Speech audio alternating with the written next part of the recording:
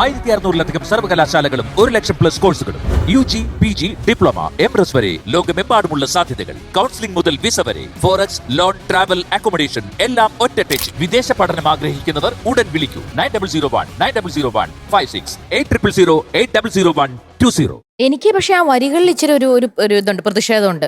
സ്ത്രീ എന്ന നിലയില് കവി എഴുതിയേക്കുന്നുണ്ടോ? കൺമുനിയാൽ കല്ലെറിയുന്നു, കരളുകളിൽ മുറിവേൽപ്പിക്കുന്നു. മീനുട്ടി ശ്രദ്ധിക്കാൻ പോയി.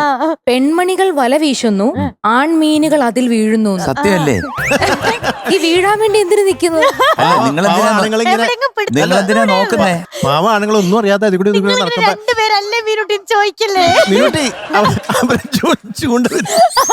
ഈ വരി തന്നെ ഉണ്ട്.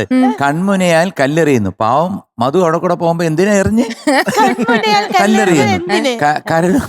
കരളില് മുറിവേൽപ്പിച്ചു. പെൺമണികൾ വല വീശുന്നു. പിന്നെ വെറുതെ എങ്ങനെ വീഴാതിരിക്കും? മനക്കെട്ടിയുള്ള ആണാവണം, മനസ്സിലായോ? അങ്ങനെ വീഴാൻ നിൽക്കുന്ന ഒരു ആണാവണം.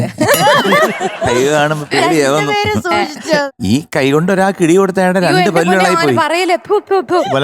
എന്താന്നറിയോ? ഇങ്ങനെ ഇട്ടിട്ട് വേൽമുരുക എന്നുള്ള പാട്ട് പാവ റഹ്മാൻ പത്തനാപുരം സൈഡിൽ നിന്ന് പാടിക്കൊണ്ടിരുന്നപ്പോഴത്തേക്കും രവി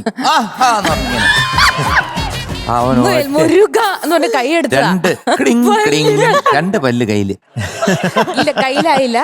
ഒരു പല്ലിന്റെ അറ്റം പോയതേ ഉള്ളൂ.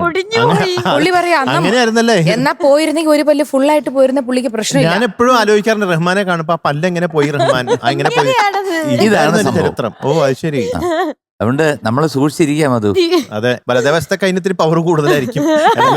കൂടുതൽ അല്ല, വലതിൽ ഇച്ചിരി പരിക്കേറ്റ കൈയായിരുന്നു. അത് റെഡിയായി വരുന്നുണ്ട്. ഇടത്തെ കൈ വലിയ കുഴപ്പമില്ല. വേദിയെ കുട്ടിക്ക് നമുക്ക് ആർക്കും അറിയാത്തൊരു കഴിവുണ്ട്. അതെന്ത് കഴിവാ? അതെന്താ ഒരു കാര്യം ചെയ്യൂല സ്പെഷ്യൽ ആയിട്ട്? അത് പറയത്തില്ല, അത് നിങ്ങൾക്ക് കാണുമ്പോ ഞെട്ടും. ഒന്ന് കാണിച്ചേ നോക്കട്ടെ. പിടിക്കണോ? ഡൈവ് ചെയ്യണോ?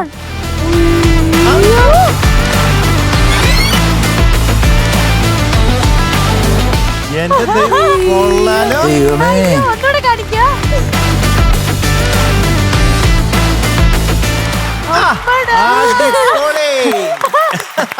ശരിക്കും ഞെട്ടി, പറന്നു ഇന്ന് ഞെട്ടിയിരിക്കുകയാണ് ഞാൻ.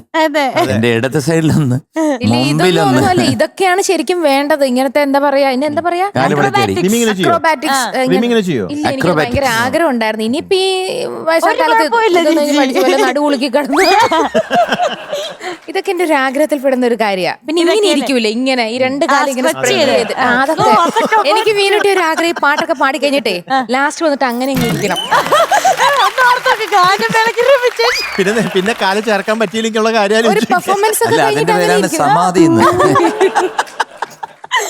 അവിടെ നിന്ന് എടുത്ത് പൊക്കിക്കൊണ്ട് പോകുമ്പോ റിമിയുടെ കാല് 2 സൈഡിൽ